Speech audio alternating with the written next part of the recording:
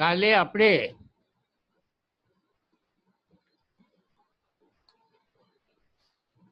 ગંગા સતીનું 8મું ભજન, ગંગા સતીનું 8મું ભજન એમાંથી આપણે લીધું હતું કે હરિના દેશમાં ત્રિગુણ નવ મળે, ન હોય ત્યાં વાદ કે વિવાદ. ત્રિગુણ એટલે 3 ગુણ, તમોગુણ, રજોગુણ ને સત્વગુણ. હરિના દેશમાં હાલ નહીં કર કેવું રહે છે. હા બસ, હરિના દેશમાં ત્રિગુણ, ત્રિગુણ એટલે 3 ગુણ, તમોગુણ, રજોગુણ ને સત્વગુણ. વિદ્વાનની ભાષામાં કહીએ તો પ્રકૃતિ તત્વમાં 3 ગુણ છે, પરમ તત્વ ચેતન તત્વમાં 3 ગુણ નથી. ગંગા સતીએ હરિનો દેશ કીધો. હરિનો દેશ કીધો એટલે એ બ્રહ્મ તત્વ છે, જેને આખા બ્રહ્માંડમાં વ્યાપ્ત છે, સર્વત્ર છે, સર્વકાળે છે, બધી છે. એમાં 3 ગુણ નથી, તમોગુણ, રજોગુણ, સત્વગુણ નથી. એમાં માત્ર સત ચિત આનંદ સ્વરૂપ સિવાય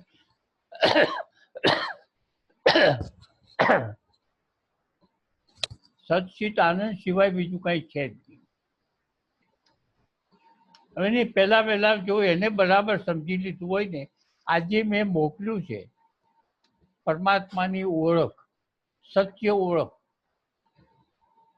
જો તમે વાંચ્યું હોય તો આજે મેં બપોર પછી મોકલ્યું છે, તો એ બરોબર વાંચી જજો. પણ એટલું કહું છું કે એમાં સત ચિત આનંદ. સત એટલે ક્યારેય નાશ ન થાય તેવું. સત એટલે ક્યારેય પણ નાશ ન થાય તેવું. ચિત્ત એટલે જ્ઞાન સ્વરૂપ. સત, ચિત્ત અને આનંદ, એમાં દુઃખ નથી, સુખ નથી તેવું. દુઃખે નથી, સુખે નથી તેવું સચ્ચિત આનંદ સ્વરૂપ. આ પરમ તત્વનું સ્વરૂપ છે, એમાં બીજું કંઈ છે જ નહીં. હવે અહીં ગંગા સતીએ એટલા માટે કીધું છે કે હરિના દેશમાં 3 ગુણ નથી. હરિના દેશમાં 3 ગુણ નથી એવું એમ કહેવાની જરૂર શું હતી?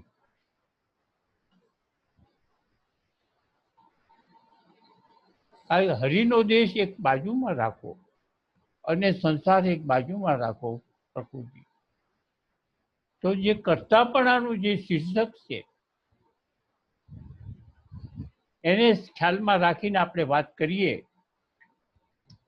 કર્તાપણું રહેશે નહીં, એનું શીર્ષક છે. કર્તાપણાનું ક્યારેય રહેશે નહીં, એ શીર્ષકને ખ્યાલમાં રાખી અને અત્યારે જે ગંગા સતી બોલ્યા, એટલે કે જ્યાં સુધી આપણે સંસારમાં છીએ, અથવા તો એમ સમજીએ કે જ્યાં સુધી ત્રિગુણ, ત્રિગુણ ક્યારે છે? અહંકાર, મન, બુદ્ધિ ને ચિત્ત જ્યાં સુધી તારામાં છે, ગંગા સતીને કહેવામાં આવ્યું કે તમોગુણ, રજોગુણ, સત્વગુણ જે છે એ મન, બુદ્ધિ, ચિત્ત ને અહંકારમાં ને કારણે છે. પ્રકૃતિમાં તો છે જ.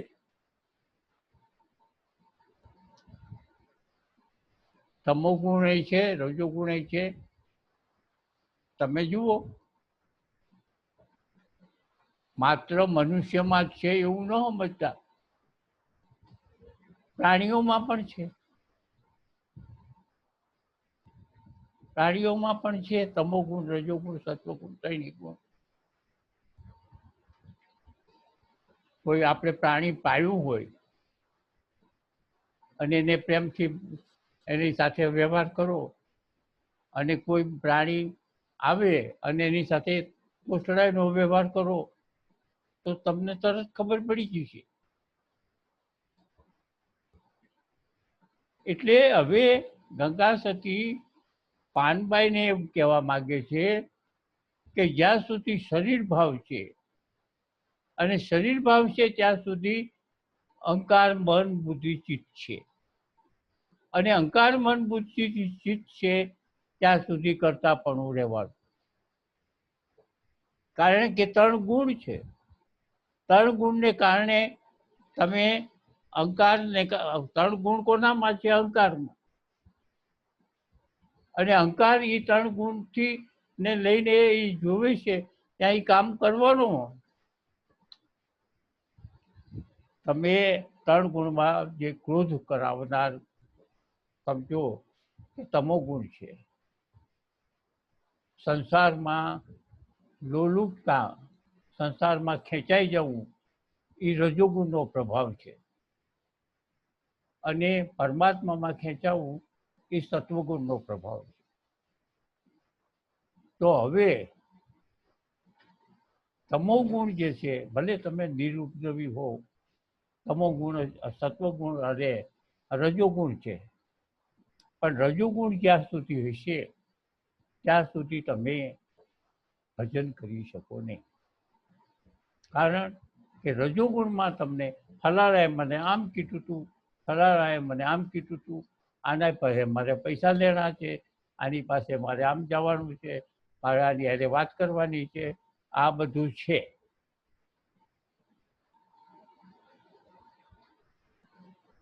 એ તમોગુણમાં છે, ત્રિગુણમાં. એટલે ગંગા સતીએ પાનબાઈને એટલે કહી દીધું કે બેટા, હરિના દેશમાં 3 ગુણ નથી.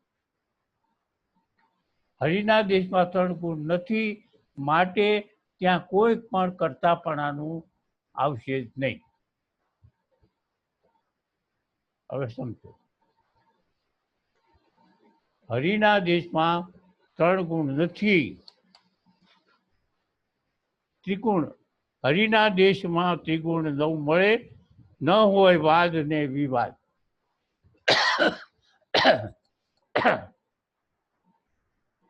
વાદ ને વિવાદ ક્યારે હોય? રજોગુણ હોય તો. અને તમોગુણનો છાંટો તો જોઈ. વાદ વિવાદ ક્યારે જ થાય? તું મને શેનો જીતી જા, તું મને શેનો આમ કહી જા, કહું તો હું કહું, આ વાદ વિવાદ. વાદ એટલે ગંગા સતીએ કીધું કે આ છે સત્ય વસ્તુ, આ છે. જ્યાં સુધી શરીર ભાવ છે ને ત્યાં સુધી ત્રિગુણ છે, અને 3 ગુણ છે એ આ તમોગુણ, રજોગુણ અને સત્વગુણમાં છે. અને એનાથી જ વાદ વિવાદ થાય, એનાથી જ આ બધું ખેંચાય. કરતાપણું, એટલે કરતાપણું જો ત્યાગવું હોય તો હરિના દેશની અંદર જ 100% રહેવાનું. થોડુંક અંશ પણ, સૂક્ષ્મ પણ જો રહી જશે તો તમે સંસારની અંદર થોડા ઘણા પણ લોલુપતા રહેશે. ગંગા સતીએ ચોખ્ખા શબ્દોમાં કહી દીધું કે હરિના દેશમાં નથી, અને આ શરીર ભાવ છે એમાં છે, માટે શરીર ભાવ ત્યાગવાની વાત છે. હું શરીર નથી. ભાઈરે કરતાપણું કોરે મૂકશો તો આવશે પ્રપંચનું અંત. હવે ઉપરની વાત કરીને પછી એ જ વાત નીચે કરી. ઉપરની વાત કરી પહેલા, પછી કીધું કે ભાઈરે કરતાપણું કોરે મૂકશો. ચોખ્ખી વાત કરી દીધી ગંગા સતીએ કે પાનબાઈ, જે મેં તને ઉપર કીધું એ પ્રમાણે જો કરતાપણું મુકાઈ જાય છે તો વાદ વિવાદ કેવું કેવું કાંઈ જ રહેશે નહીં. કરતાપણું કોરે મૂકશો ત્યારે આવશે પરપંચનો અંત. હવે જુઓ, ઉપર કરતાપણું કેમ છોડવું એ એક સમજાયું, કરતાપણું ક્યાં છે એ સમજાયું, કરતાપણું કેમ ઉત્પન્ન થાય અને કોનામાં છે એ સમજાયું, અને કરતાપણું જ્યાં સુધી હશે ત્યાં સુધી શરીર ભાવ રહેશે એ પણ સમજાયું. હવે કરતાપણું છોડવાની વાત છે અને કરતાપણું છોડ્યા પછી શું થાય છે એ પણ સમજાયું. કરતાપણું છોડશે તો વાદ વિવાદનો અંત આવી જશે એમ કે છે. પ્રપંચનો અંત એટલે આ ખોટું છે ને આ સાચું છે ને આ આમ છે ને આને આમ કર્યું ને આને આમ કર્યું, જ્યાં સુધી કરતાપણું છે ને ત્યાં સુધી આ બધું છે. આ સારો છે ને આ ખોટો છે ને ખરાબ છે ને આને આમ કર્યું ને આને આમ કર્યું, એ બધું ક્યાં સુધી છે? કરતાપણું છે ત્યાં સુધી. એટલે ગંગા સતી એ પછી છેલ્લે પહેલા તમને કરતાપણું છોડવાની વાત કરી અને કરતાપણું છોડ્યા પછી એનું શું પરિણામ આવશે એ પણ આપણને કહી દીધું. એનાથી શું લાભ થાય એ પણ કહી દીધું કે આટલા માટે હું તને કરતાપણું છોડવાની વાત કરું છું. ભજનમાં વાદ વિવાદ હોય, મારું તારું હોય, પ્રપંચ હોય, ત્યાં પરમાત્મા ન હોય. એ વાત આટલી બધી કરી ઊંડી. પરંતુ તું જ્યારે બ્રહ્મજ્ઞાની થઈ જઈશ ત્યારે આ કાંઈ નહીં હોય, એમાં નથી. એટલે તું કોઈ પણ રીતે તારે હું શરીર છું અને શરીર ભાવ છે, એ શરીર ભાવ તારો નહીં છૂટે ત્યાં સુધી તું આમ નામ રહીશ. હું તો 4 દિવસમાં વહી જવાની છું, ગંગા સતી કહે છે. તું અહીં છો, હવે તું 25 વર્ષ રહીશ કે 50 વર્ષ રહીશ કે 10 વર્ષ રહીશ હું કાંઈ જાણતી નથી. મારો એક જ ધ્યેય છે કે તે આટલી બધી અમારી સેવા કરી તો તને પણ જીવન મુક્ત કરીને જાવું એ મારો ધ્યેય છે. એટલે હું તને આ 52 ભજન કહું છું અને 52 ભજનની અંદર કેવી રીતે રહેવું, કેવી રીતે ન રહેવું, કેવા ગુરુ જોઈ, કેવી રીતે તારે રહેવું પડે, ગુરુની આજ્ઞા કેવી રીતે માનવી પડે, કરતાપણું શું છે, મન બુદ્ધિ ચિત્ત ને અહંકાર શું છે, એ બધું તને હું સમજાવી દઉં છું. અને પછી હવે તું જાય.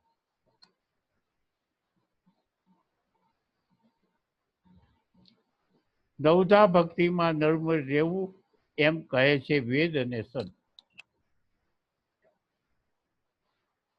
કરતાપણું છોડો તો જ તમે નવધા ભક્તિની અંદર, નવધા એટલે 9 પ્રકારની ભક્તિ છે એમાંથી કોઈ પણ એક, એવું નથી 9 કરવી.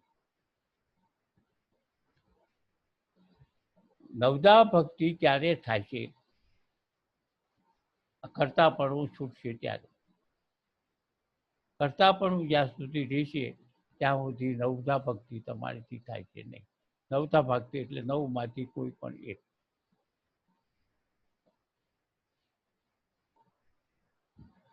ગંગા સતી જેટલું એનાથી ઠલવી દે છે, પોતાનું આખું હૈયામાં જેટલું છે ને એટલું પાનબાઈમાં ઠલવી દે છે, ખાલી થઈ જાય.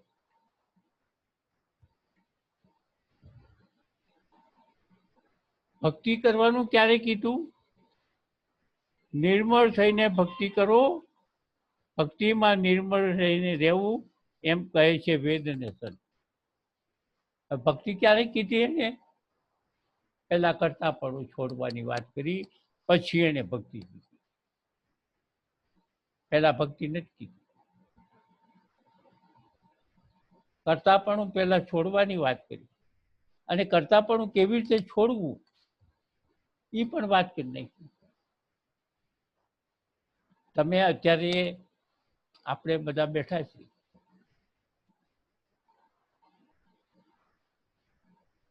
કોઈ સંત એવું હોય મોટા ટીલા કરે, માળા બેસે, કોઈ સિંહાસન ઉપર બેસી જાય અને એમ કે મારે તો કાંઈ કરવું જ નથી, કરતા પણ હું છોડી દઉં, હું હાથે નહીં હલાવું, પગે નહીં હલાવું, હું કાંઈ નહીં કરું, એમનો સ્થિર બેસી રહીશ, ખાલી જમવાનું ટાણું થાય ત્યારે હું જમી લઈશ, બાકી હું આમ નામ સ્થિર થઈને બેસી રહીશ, તો મારી સાધના બરાબર થાય છે.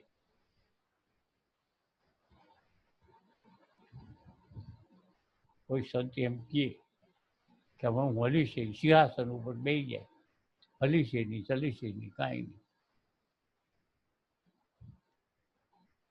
તો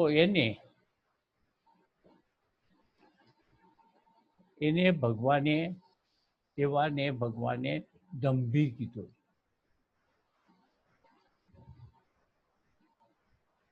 ગંગા સતી અહીં શું કીધું? આગળ બધું આવું મન બુદ્ધિ ને ચિત્તથી, અંદરથી, બહારથી, વાણીથી પણ કરતાપણું છોડાયું. અહીં દંભ કરવાનું નથી. કરતાપણું છાનો માનો બેહી દે એટલે કરતાપણું કાંઈ છે જ નહીં, એમ નહીં સમજવાનું. કોઈ વ્યક્તિ છાની માની બેહી દે તેને ભગવાને ચોખ્ખા શબ્દોમાં આ શબ્દ વાપર્યો છે, દંભી. શું કામ દંભી કીધું? કાંઈ કરતો નથી તોય, નથી હલતો, નથી ચલતો, નથી બોલતો, એને દંભી કેમ કીધો ભગવાને? આ ગંગા સતી જાણે છે કે એક વાનભાઈને દંભી બનાવવી નથી.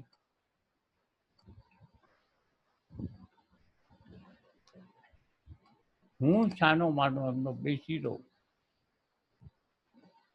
કાંઈ પણ હલવું નહીં, ચલવું નહીં, કાંઈ નહીં, બોલવું નહીં,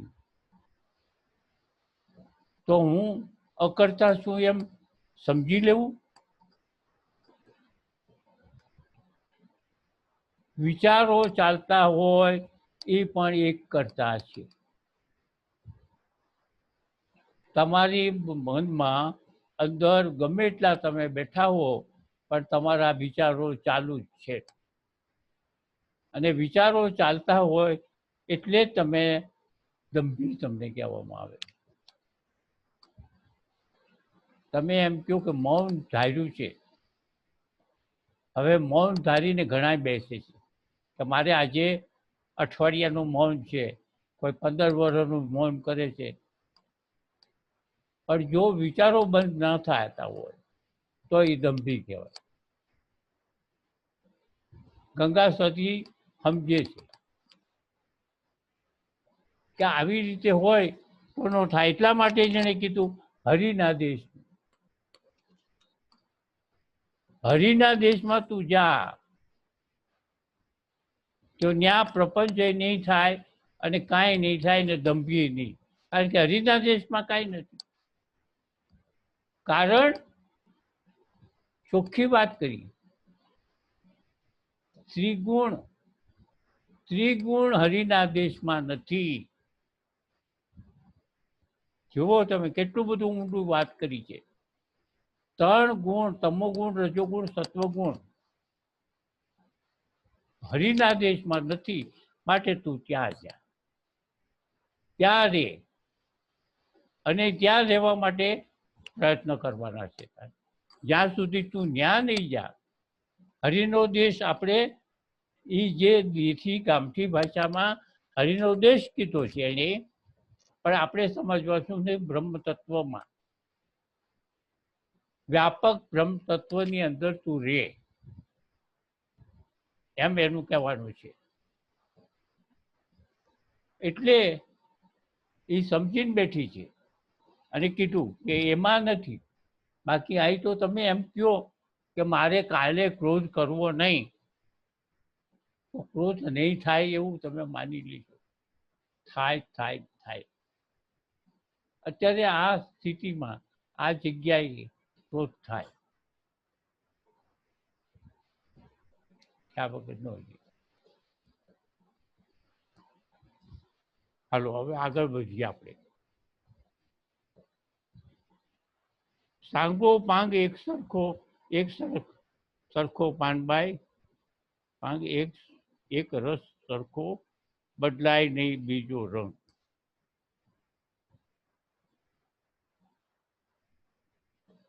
સાંગો પાંગ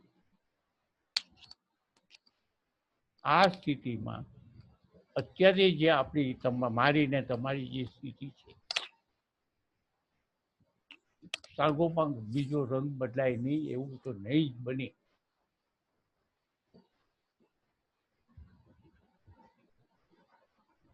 અત્યારે આપણે હખણા નથી બેસી શકતા, તો આમના કાયમને માટે મરી ત્યાં સુધીમાં કેવી રીતે બે?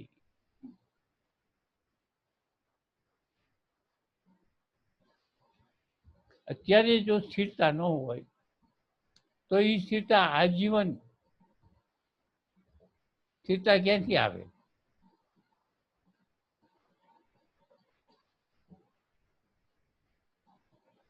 નવ કલાક પણોઠી વાય તો એ તો બધું જાજુ છે, પણ હું એમ કહું 3 કલાક આસન સિદ્ધિ છે. 3 કલાકની આસન સિદ્ધિ છે.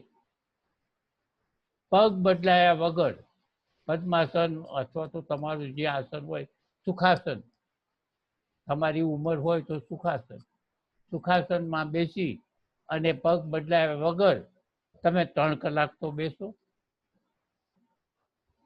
3 કલાક તો બેસી જુઓ, તમને ખબર પડે. આ સ્થિતિમાં હવે તો શું છે કે શરીરે મોટા થઈ ગયા, શરીરે વૃદ્ધ થઈ ગયા, એટલે હવે તકલીફ પડે. પણ જો પહેલેથી જ થયું હોય તો વાંધો ન આવે.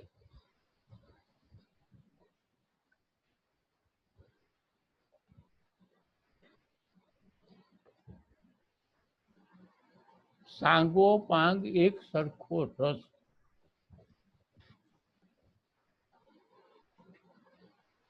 ગંગા સતીએ કીધું સાંગો પાંગ એક સરખો રસ.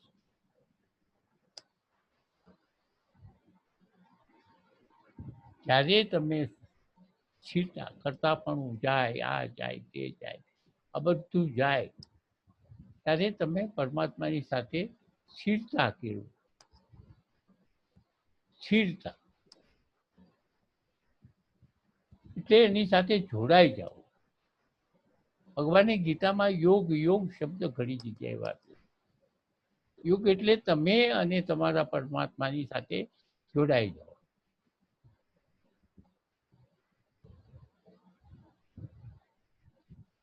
તમે જ્યાં છો તમારા શરીરની સાથે તમે પરમાત્માની જોડાયેલા છો. પરમાત્મા તમારામાં પરમાત્મા 80-90% છે, તમે નથી એવું તો 5% છે.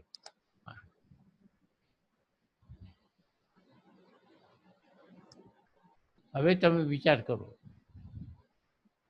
કે સાંગો પાંગ એક રસ, તો તમે પરમાત્માની સાથે જોડાઈને સમાધિ સ્થિતિ થઈ જાવી, એનું નામ સાંગો પાંગ એક રસ.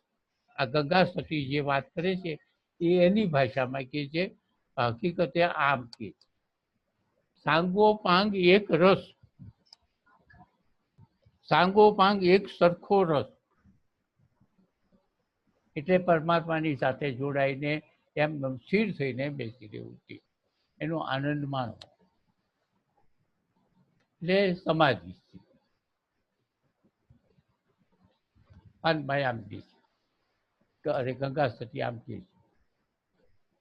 પણ ક્યારે આવી સ્થિતિ ક્યારે થાય? આગળની વાત કરી ત્યારે. શિક્ષક કરતા ચડી જાય એવી ગંગા સતી છે. સામાન્ય શિક્ષક હોય ને તો ન કહી શકાય. પહેલા આ નડે છે, આ નડે છે, આ નડે છે, આ નડે છે, આ નડે, એ બધું કાઢી અને હવે તું સાંગો પાંગ બે. અત્યારે તમે મને સીધી ફરિયાદ કરો કે મારું મન સ્થિર નથી, હું પરમાત્માની સાથે જોડાઈને રહી શકતો નથી. તો હું એનું કારણ કહું.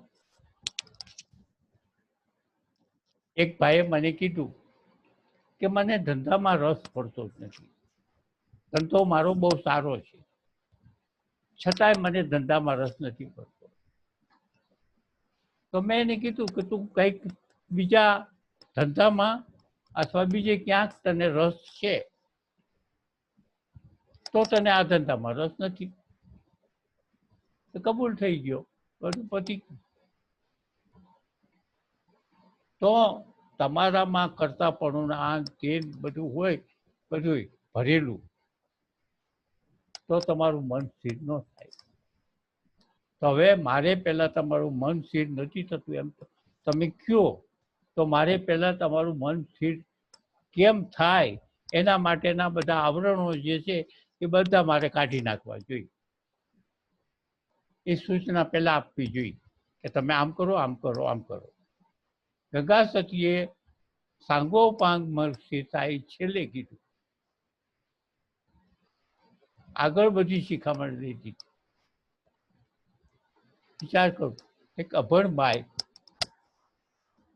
પોતે ભણી નથી, છતાંય એને જે આ વાત કરી આખી આ ભજનની અંદર, કે ઉપર એને બધા વિઘ્નો કેમ આવે છે, એ વિઘ્નો પહેલા કાઢી નાખ્યા અને પછી કીધું કે હવે સાંગોપાંગ સ્થિરતા. એક રસ સાંગોપાંગ એક રસ સરખો પાનભાઈ, બદલાય નહીં બીજો રંગ. એટલી બધી આપણને તો આમ હૈયું હાથમાં નથી રહેતું.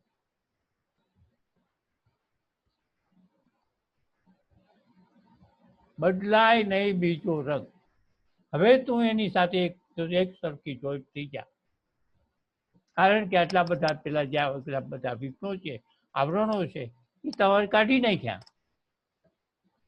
આવરણોની સૂચના પહેલા દઈ દીધી અને પછી એને એમ કીધું કે હવે સાંગો પાંગ એક રસ સરખો પાનબાઈ, બદલાય નહીં બીજો રંગ. હવે આમ આમ કરવું છે, મારે આમ કરવું છે, કોઠણ ભણ્યા થઈને બેવું છે, ઊભા ઊભા કરવું છે, એક હાથ ઊંચો રાખી સપ કરવું છે, આ કાંઈ નહીં. પછી તું બેસી જાય એટલે પછી આ બધા નખરા છોડાવવાની વાત કરી. સીધી ને સરળ અને એક સારા શિક્ષકને શોભે એવી રીતે આખી શિખામણ આપી.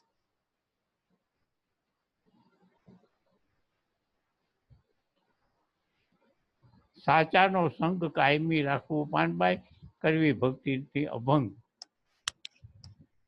હવે આ રીતે તું નિર્વિકલ્પ સમાધિમાં રહીજે. હું તો જાઉં છું, પણ તું આ રીતે રહીજે. પણ છતાંય જ્યારે સામાન્ય અવસ્થામાં હો તું, તો તારે શું કરવું? સામાન્ય અવસ્થામાં કોઈનું ખાધું હોય, કોઈની સાથે વાતચીત કરી હોય, કાંઈક પણ કર્યું હોય, તો તમારું આખું જે સાધના કરી છે ને અઠવાડિયાની બગડી જાય. એક માણસ, સામાન્ય માણસને, એક રજોગુણ તમોગુણ સત્વગુણ વાળો માણસને તમે સાધના કરી સવારમાં 8-9 કલાક, 11 વાગે તમે બહાર નીકળ્યા, બહાર નીકળીને તમે તમનો ગુણ વાળો માણસ મળ્યો એટલે સમજી લેવાનું કે તમારી સાધના ગઈ.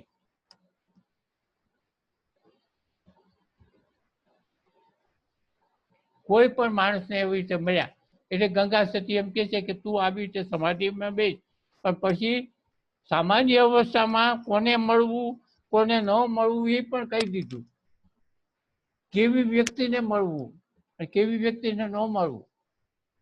હું ઘણી વાર અહીં કહેતો હતો કે મને 10 વાગ્યા બહાર પહેલા નીકળવું પડે છે, પછી મારો દિવસ બગડી જાય. અને તમામ જે સાચો સાધક છે, જે બરાબર સાધના કરે છે, એનો દિવસ બગડી જ જાય. એટલે ગંગા સતીએ એમ કહી દીધું કે સાચાની સંગ કાયમ રમવું. જે સંત હોય કે જે સાચો માણસ હોય, જે તમોગુણ રજોગુણ વાળો ન હોય, જે ભક્તિભાવ વાળો હોય, એને મળવું, બીજાને મળવું નહીં. આ પાનભાઈનું સૂચન. ત્યારે તમે સાધનામાં બેઠો, તમે એકાંતમાં થઈ જાઓ, બધા સમાધિમાં આવી જાઓ, અને તમે સામાન્ય અવસ્થામાં આવો તો તમે આવા કોઈને મળતા નહીં.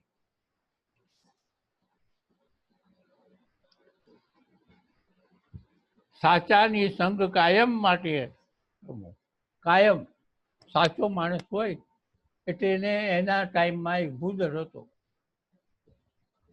બીજું કોઈ આવતું નહોતું. પણ ગમે ન આવે એ સારું.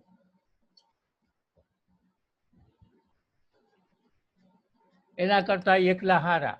પણ જો કોઈ આવી ગયો તમોગુણ વાળો, રજોગુણ વાળો, તો તમારી સાધના બગડશે.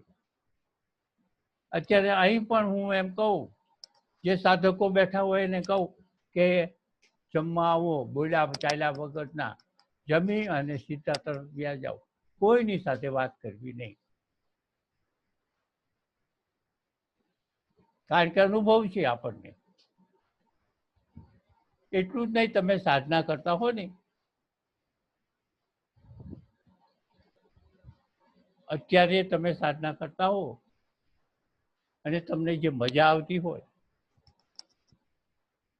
અને તમને કોઈ આમંત્રણ આપ્યું અને કોઈના ઘરે ખાવા ગયા જમવા, તો જમીને આવ્યા અને બીજે દિવસે તમે પાછા સાધનામાં બેસો તો જે આગલે દિવસે બેઠા હતા એવો તમને મજા નહીં આવે. તમે ગમે એટલું ગોતશો અંદર કે હારું ગઈકાલ જેવી મજા નથી, ગઈકાલ જેવી મજા નથી, પણ કારણ તમે ગોતો કે આજે મેં ક્યાં ખાધું, કોને મળ્યો, કોની સાથે વાતચીત કરી, કેટલી વાર બેઠો. એ મારા ગુરુ તરત મને કહેતા હતા, રવિવારે હું બહાર નીકળું એટલે ઉપરથી રવિવારે દૂરબીનથી જોવે કોને મળ્યો, કેટલો ટાઈમ બેઠો. હાલો હવે 1 મિનિટ રહી છે, કોને મળ્યો, કેટલો ટાઈમ બેઠો, કઈ કઈ વાતો થઈ, સંસારિક થઈ કે આધ્યાત્મિક થઈ. આ મારા ગુરુ જ્યારે હું એને રવિવારે મળવા જતો ત્યારે કાયમ કહેતા. આ ગંગા સતીની જેમ જ. પછી કહું કે 2 ભાઈઓ આવ્યા હતા, એ આટલા કલાક બેઠા, શું વાત થઈ, તો હું તો તદ્દન ચોખ્ખી, વઢવું હોય તો વઢે. પછી કે કેટલા પૈસા આપ્યા, હું કહું 10 રૂપિયા. 10 રૂપિયા આપી દે મને. હવે તમે જુઓ, 10 રૂપિયા એ લઈ લેતા હતા. આજે મને ખબર પડી કે 10 રૂપિયા લઈ લેતા હતા એ બરાબર કરતા હતા.